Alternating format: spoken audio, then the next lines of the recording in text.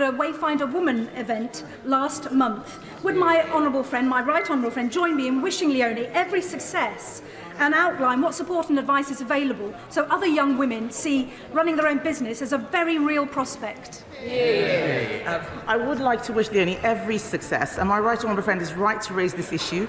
In March, we proudly announced the launch of the Invest in Women Task Force. Its mission is to make the UK the best place in the world to be a female founder, and since its launch, the task force members have been working with the private sector to begin raising its fund for female founders, just like my honourable friend's constituent. Sarah Green. Both Baroness Cumberledge in the first Do No Harm report and the Patient Safety Commissioner in the Hughes report recommend a redress scheme for women harmed by surgical mesh. What conversations is the Minister having with government colleagues to make this redress scheme a reality for these women who are still suffering? Well, it's this Conservative government that's commissioned the Patient Safety Commissioner to do a report on what redress would look like.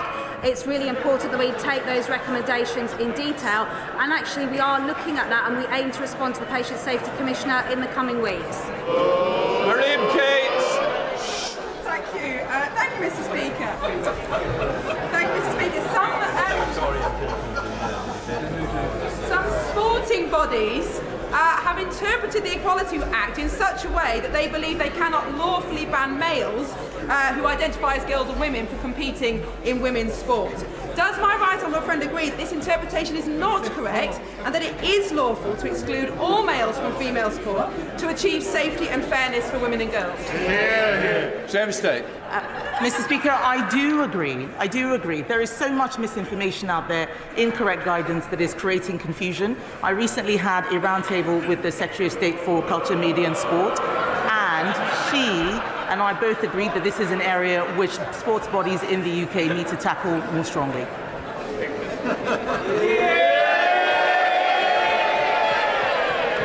Right, I'm not sure the Chief Whip is. Right, we now come to Prime Minister's questions. Jonathan Lord. Question number 1, Mr. Speaker. Minister.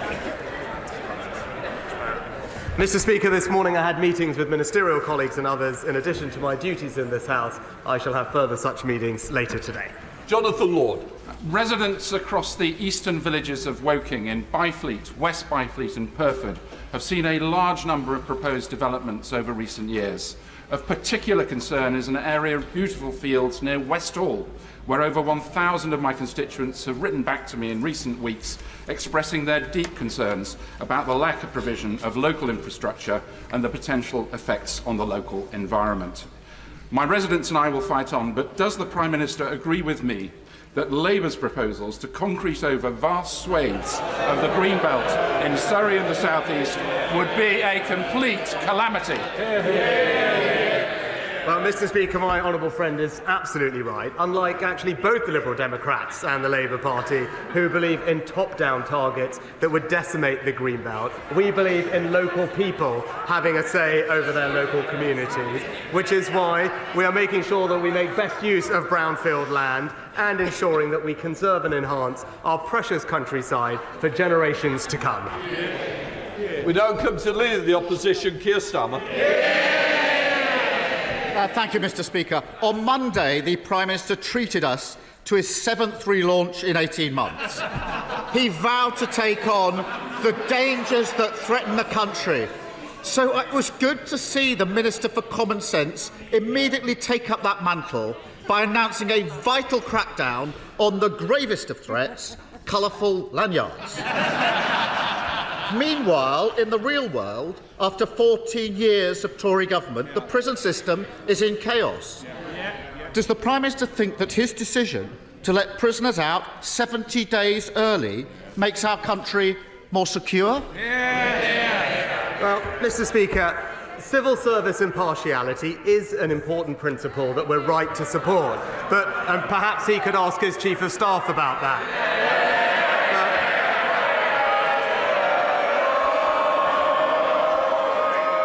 But actually on Monday, what I did do is outline the serious security threats that our country faces from an axis of authoritarian states. Russia poisoning people on our streets, China targeting our democracy, Iranian proxies firing on British ships, and yet he won't back our plan to increase defence spending.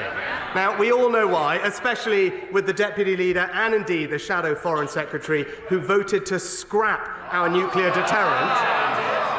It's clear that you simply can't trust Labour with our country's security. Well, I appreciate he's been busy on the front line of the war against lanyards, but he must have missed this. I was the first to call for 2.5% on defence spending. The last time it happened was under the last Labour government, but it needs a credible plan, not his fantasy economics. But I am disappointed to see that version 7.0 of his time in office doesn't extend as far as answering questions or giving any information on those prisoners he is releasing early. Basic details like how many, where are they, what crimes have they committed. So will he at least guarantee that none of the criminals he is instructing prisoners to release early are considered high risk? Mr. Speaker, there are strict eligibility criteria in place with exclusions based on public safety, and no one would be put on the scheme if they were deemed a threat to public safety. But he talks about 2.5%, Mr. Speaker. So if he does think it is important, as I think he just actually stood up and acknowledged that it was the right thing to do, we've got a fully funded plan to actually deliver an increase in defence spending, and it's him and his party who have refused to match that commitment. Just like his £46 billion fully funded. If anyone was looking for the perfect metaphor for this shambolic government, we saw it on Monday. The Prime Minister woke up deciding his latest rebrand was Mr. Security. But within hours, the Tory party was being investigated for accidentally publishing the personal details of hundreds of people. Mr. Speaker, he must be the only tech brother on the continent who can't work a debit card or send an email. But he's not answered my question, so I'll try it again. Are any of the prisoners he is currently letting out early considered to be high risk? Mr. Speaker, he just showed spectacularly why he's just not fit to lead this country into the future. This country has a proud tradition of leading the world. We led the world when it came to the Industrial Revolution. But if he was around, he would have probably called James Watt the steam bro, Mr. Speaker. And what we're doing is preparing the country for the future. But when he talks about the prison scheme, let me be crystal clear. No one would be put on the scheme if they were deemed a threat to the public. Offenders are subject to the toughest of licensing conditions. And if those conditions are broken, they are back in prison for considerably longer. But what's his record on this? He voted against tougher sentences for violent criminals. He actually opposed new powers for the police to tackle violent crime, voted against new laws that have arrested 1,000 criminal people smugglers. The message is crystal clear. He can't be trusted to keep this country safe. I appreciate that all this rebranding is taking all of his time, but he may want to read the recent inspection report into Lewis Prison. On this topic, I've asked him twice about. It documents, page 5, high-risk prisoners being released at short notice without sufficient planning. Page 46, a high-risk prisoner had his release date brought forward, despite a history of stalking, domestic abuse and a restraining order. Their words, he was a risk to children. Does the early release of stalkers, domestic abusers and those considered a risk to children sound like the work of someone who is making the country more secure? Mr. Speaker, as I've said, no one should be put on this scheme if they are a threat to the public. let me be crystal clear, it does not apply. And let me be absolutely clear, it does not apply to anyone serving a life sentence, anyone convicted of a serious violent offence, anyone convicted of terrorism, anyone convicted of a sex offence. And crucially, in contrast to the system that Labour had put in place, Mr. Speaker, governors in the prison service have an absolute lock so that no one is put on the scheme who shouldn't be.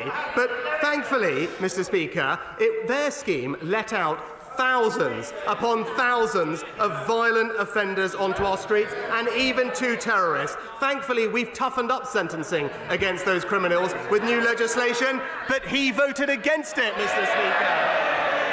Well, I'm glad to hear that those on life sentences are being released early, and he may not think that releasing domestic abusers is a problem, but Labour has repeatedly called for domestic abusers to be exempt from his scheme to release prisoners early.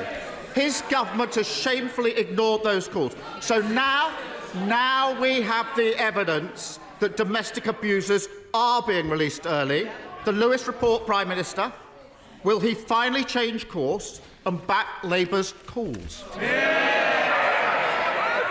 Mr. Speaker, as I've been crystal clear, there is an absolute governor lock on people who are put on the scheme. And in contrast to the last Labour scheme, prisoners were let out with no supervision, no electronic tags. In fact, 80,000 offenders were let out. 16,000 were violent, Mr. Speaker, leading to multiple murders committed. We fixed that system. But when it comes to this question, not only are we building the biggest prison programme in history, we're also deploying rapid deployment cells. And, Mr. Speaker, because on this side of the House, we understand the importance of prison. Unlike one of his frontbenchers who said, and I said, who, quote, "Prison doesn't prevent crime." It's always the same with the Labour Party, soft on crime and soft on criminals. He's literally letting criminals out early. Mr. Speaker, the only answer to the question I asked, whether domestic abusers should be exempt from his early release scheme from anyone serious about security, is yes. Perhaps the most ludicrous part of the Prime Minister's speech on Monday was when he said he won't accept the idea that any of the problems people are facing are caused by the 14 years of Conservative government. He won't say how many prisoners they've released early. He won't say if they're burglars, abusers or stalkers. He won't say where they are or what support their victims are getting. Yet he thinks he has the right to tell people they can't blame his government for any of it. Doesn't he think that rather than confiscating lanyards like some jumped-up milk monitor, he should stop issuing get-out-of-jail cards free to prisoners considered a risk to children? Mr. Speaker, another week with no ideas and absolutely no plan for the country.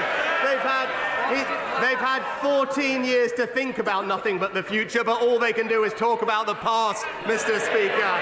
But I am surprised, because what he didn't bring up that has happened in the last week since we met is that statistics confirm that we have now had the joint fastest growth rate in the G7 this year, Mr. Speaker. The Bank of England said that the economy had turned a corner. Ian Wise said our growth was impressive. The chief economist of the Independent Office for National Statistics said the economy is going gangbusters, Mr. Speaker. Now, the Shadow Chancellor may want to copy and paste their comments into her next speech. Or does she think they're all gaslighting the British public too? Thank you, Mr. Speaker. While I understand the need to upgrade our broadband infrastructure, it cannot be right that a company called Brisk is proposing to erect telegraph poles in the Squirrels estate in Hayley Green in my constituency. So, would the Prime Minister agree with me that residents are 100% opposed to these proposals and they go against the guidance? So would the Prime Minister agree with me that they should abandon these proposals, that they should that we should have a review of permitted development rights in relation to this type of infrastructure, and he should give Ofcom greater power to investigate breaches? Well, can I thank my honourable friend for rightly championing the views of his constituents on this important topic. Network operators have to follow legal obligations when deploying their networks, and Ofcom can in fact investigate reports of failure to follow these obligations. And I know that the Minister for Digital Infrastructure has met the sector and Ofcom recently to raise concerns about reports of poor pole sighting, asked operators to share infrastructure, and I will ask her specifically to provide my honourable friend with a more detailed update. Leader Stephen Flynn. Mr. Speaker, on Monday, the Prime Minister outlined what he considers to be extremist threats to our society. And in doing so, he actively compared North Korea, Iran and Russia with those people in Scotland who believe in independence. So can I ask him to rise once to the standards befitting of his office and apologise for those puerile and pathetic remarks? Mr. Speaker, that's not what I said, but I would say to the honourable gentleman that his party is indeed a threat to the integrity of the United Kingdom. And I hate to remind him, but that's literally their entire purpose, Mr. Speaker, because when the people of Scotland accepted the referendum in 2014, it was the SNP who didn't. They went on creating a Minister for Independence, focused on constitutional wrangling, ignoring the needs of the people. Education standards falling, taxes rising. So actually, finally, he should do the right thing and end the obsession with independence and put the needs of the Scottish people first. Well, Mr. Speaker, let's be clear. What the Prime Minister did was not just equate my colleagues and I to despotic and dangerous despots across the world. He proactively compared almost half of the Scottish population with a war criminal like Vladimir Putin. And he did so as their Prime Minister, as the man who represents them on the world stage and the man who on these aisles is tasked with defending their liberties and their democracy. Now, we know that his sorry time in office is rapidly coming to a conclusion. Is this really how he wants to be remembered? Mr. Speaker, as ever, distracting from the actual record of what the SNP are doing in Scotland. And this obsession with independence means that Scottish school children are being let down, plummeting down international league tables. The Scottish NHS, the only place in the United Kingdom where funding is actually falling in real terms, and taxes going up for ordinary hard-working families and small businesses. That is what the SNP are doing in Scotland, while this UK government is delivering for them.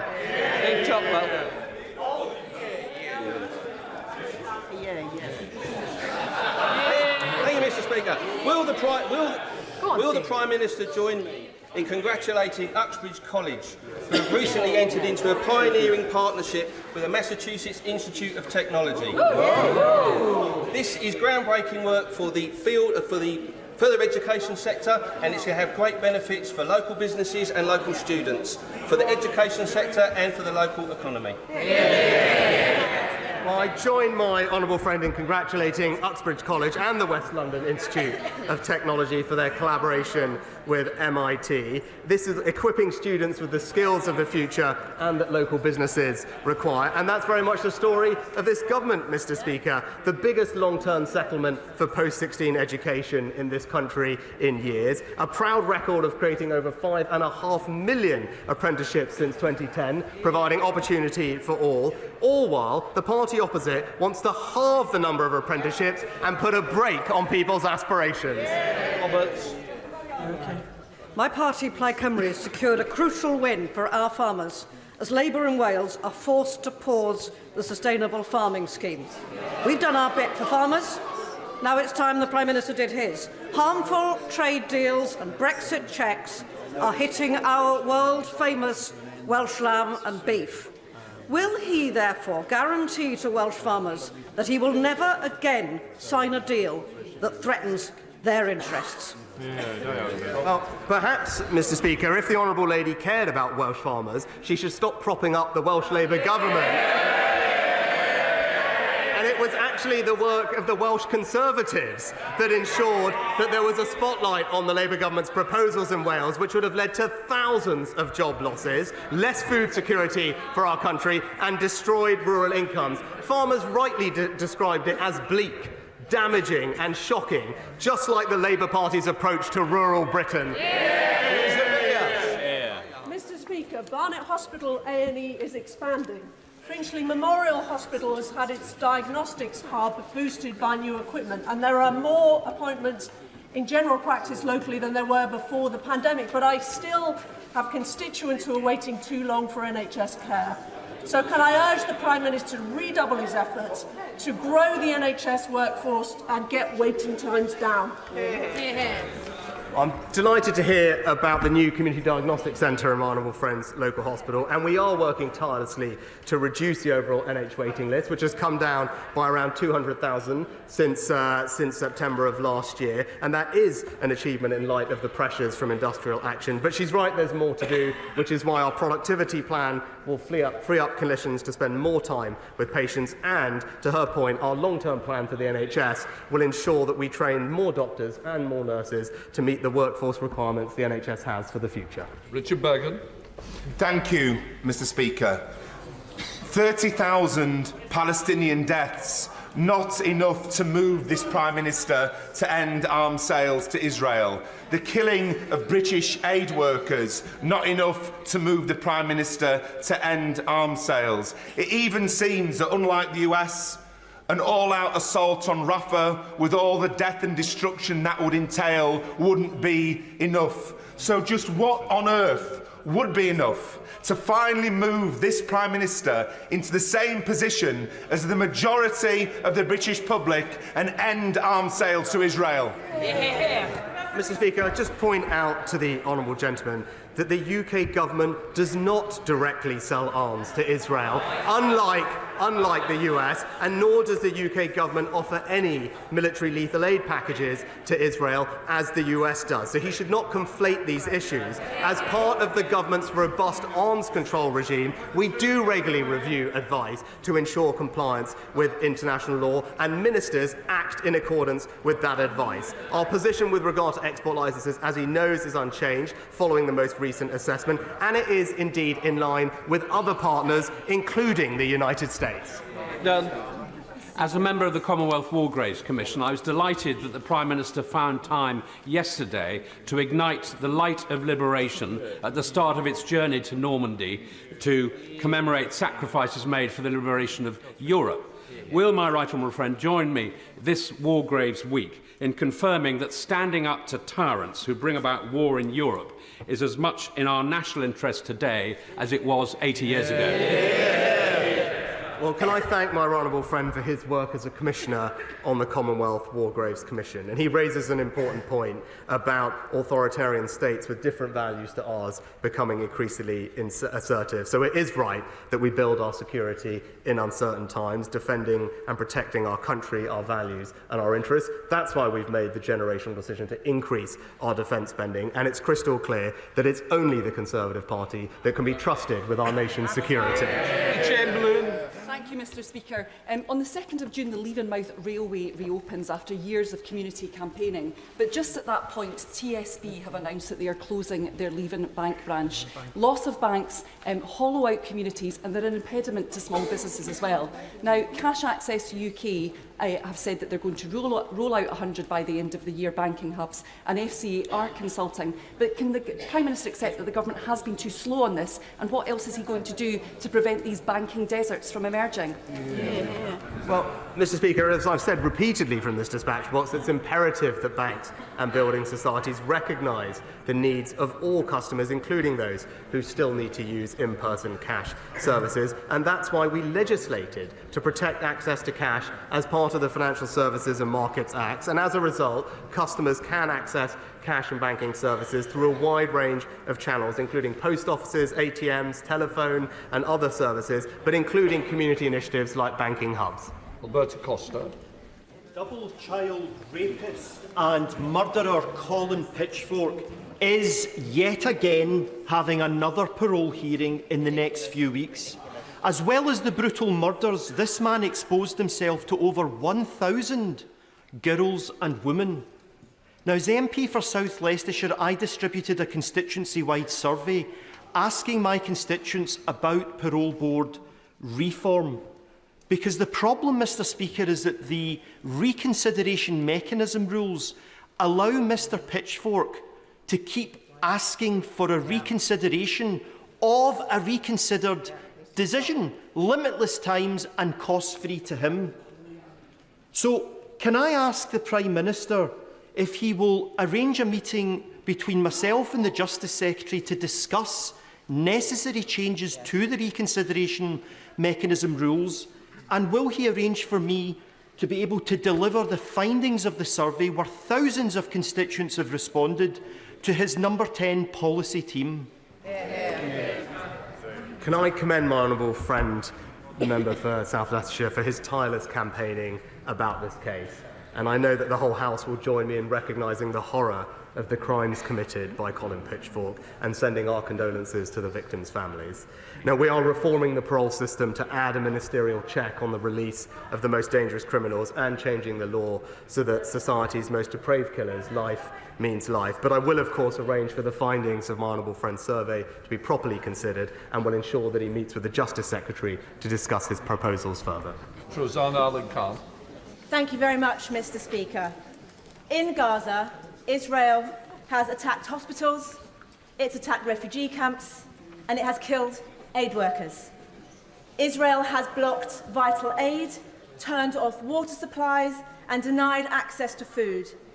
Israel has killed thousands upon thousands of innocent civilians as the world watches, trampling all over international humanitarian law.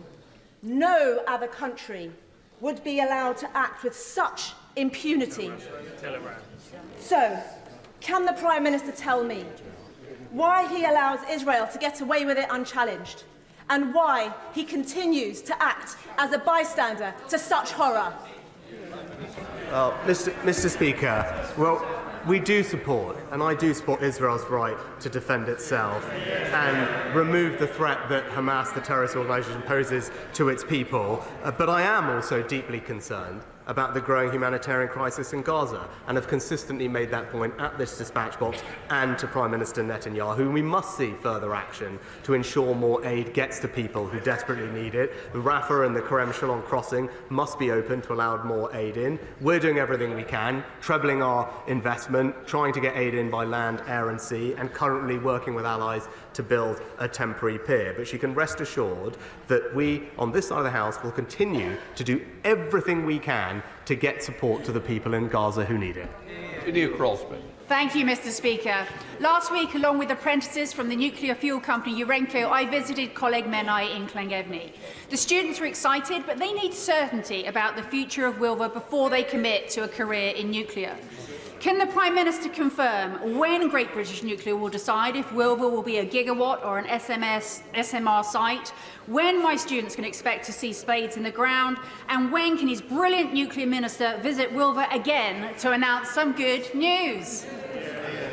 My honourable friend is a tireless campaigner for the Wilva nuclear site in her constituency. Now, she knows that the spring budget, the Chancellor announced that Great British Nuclear has reached an agreement to purchase the site at Wilva, and these and one other site will be vital to achieving our aim of more energy security from nuclear power.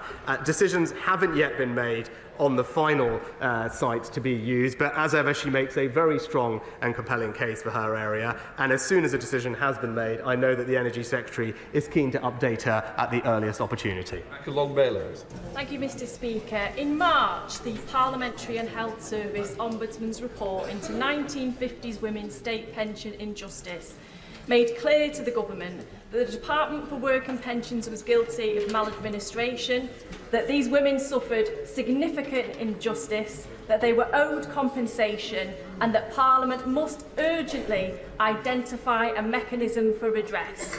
Nearly 279,000 of women have already died waiting for justice. So when will the Prime Minister finally place before this House a mechanism for appropriate redress?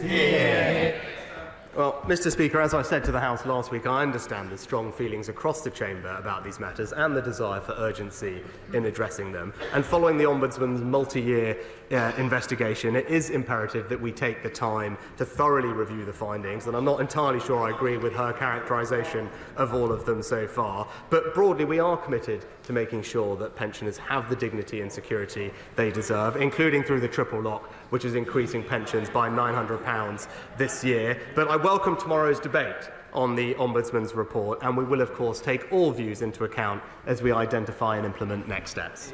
Thomas. Thank you, Mr. Speaker. I know that my right honourable friend, the Prime Minister, takes a personal interest in community pharmacy. Community pharmacists play an essential role in reducing pressure on urgent care services by helping people prevent ill health and managing long-term conditions. Pharmacy First is a good example of government commitment to community pharmacy. However, community pharmacy are under extreme financial pressure, and some are closing, including in St Ives. This year, 177 pharmacies have closed compared to 116 last year. Will my right honourable friend do everything he can to ensure funds are directed towards community pharmacy so that our pharmacy friends can help government to deliver NHS services where and when they are most needed? Minister. As my honourable friend knows, I do care deeply about the future of our community pharmacies. There are over 10.5 community pharmacies across the country working incredibly hard to serve their patients, and I'm pleased that around 80% of people live within a 20-minute walk of a pharmacy, and that's why we're backing them with Pharmacy First, with £645 million of extra funding, whereby people can now go and see their pharmacist rather than their GP to get treatments for the 7 most common ailments like ear infections and the like. And this will ensure that not only can they get treatments closer to home, Mr. Speaker, but it will help deliver our plan to cut waiting lists and get people the care they need more quickly. Linda. Thank you, Mr. Speaker. 3 North Tyneside schools have been identified with a structural problem, not RAC, with hundreds of pupils now taught off-site. Costs of putting these schools right significantly outweigh the £3.5 million SCA fund for all of North Tyneside. Will the Prime Minister ensure the Department of Education applies the policy that, if it's alerted to significant issues with a building that cannot be managed with local resources, it will provide additional support on a case-by-case basis? Well, Mr. Speaker, I thank the Honourable Lady for raising the case. As she knows, the Department for Education has provided extensive support and funding to all those schools that had RAC, which in the end was less than 1%, I think, of all schools that could have been affected. And more generally, given the very significant amounts we're investing in school rebuilding and maintenance, I'm sure that the Education Secretary would have heard her concerns and will write to her in due course.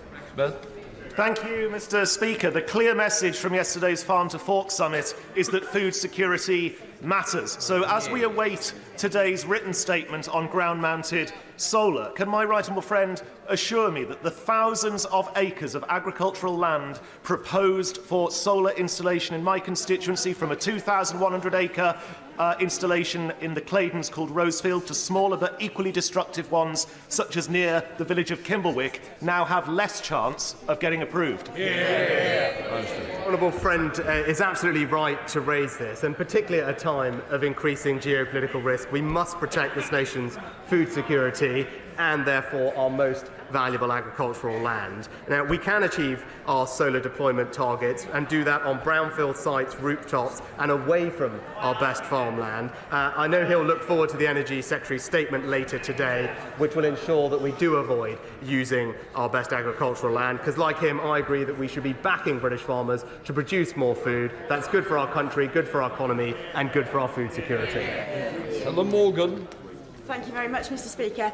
I've seen for myself the mouldy and damp accommodation that our military families are sometimes forced to live in.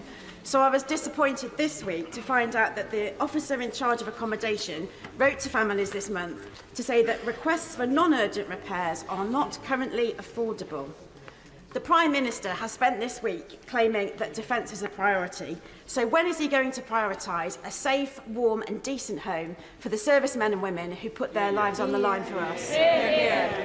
Well, Mr. Speaker, we're committed to ensuring that our armed forces personnel and their families have safe and well-maintained accommodation. At this point, 96% of service family accommodation meets or exceeds the government's decent home standards. And last year, we put aside an extra £400 million investment to improve things. And when issues are reported, the Ministry of Defence has set up a dedicated hotline to ensure that those complaints are investigated by a professional surveyor. And I know that there have been several improvements made specifically to the accommodation in her area. But again, we are able to continue backing our armed forces personnel and for the job that they do for us, because we are the only party in this place committed to increasing our defence spending. Mr. Speaker, this week the All-Party Parliamentary Group on Birth Trauma published our first report called Listen to Mums, Ending the Postcode Lottery on Perinatal Health. This was the first national inquiry by cross-party politicians on this issue, and we received more than 1,300 testimonials from the public. So can I thank the Health Secretary first for attending our report launch on Monday, and I'm delighted she's agreed to our headline recommendation for a national comprehensive maternity strategy to be published by NHS England. So can I ask the Prime Minister to fully back our report and implement all of our recommendations to ensure that all mothers in this country get the aftercare that they deserve? Well, can I thank the Honourable Member for Stafford for her incredible campaigning on this issue. When we met and discussed, she presented me personally with a copy of this important report, and I'm hugely grateful to her and the APPG on birth trauma for carefully considering the report, and indeed all those brave women who have come forward to share their stories. I'm delighted that the Secretary of State and the NHS CEO both support the overarching recommendation for a comprehensive national strategy to improve maternity services. We will update the House on next steps in due course, but we are fully committed to improving the quality and consistency of care for women throughout pregnancy, birth and the critical months that follow. Final question, Netherwood. Mr. Speaker, when adult rape cases are taking 2 years on average to complete, it's no wonder that 62% of all rape survivors now drop out of the process. When just 2.5% of rapes recorded last year have resulted in a charge, and fewer still will end in conviction, it's no wonder that the Victims Commissioner, Rape Crisis and others have argued that rape has been effectively decriminalised in this country. Is the Prime Minister not ashamed that because of his government's failings, victims and survivors are being put through a living hell in our criminal justice system?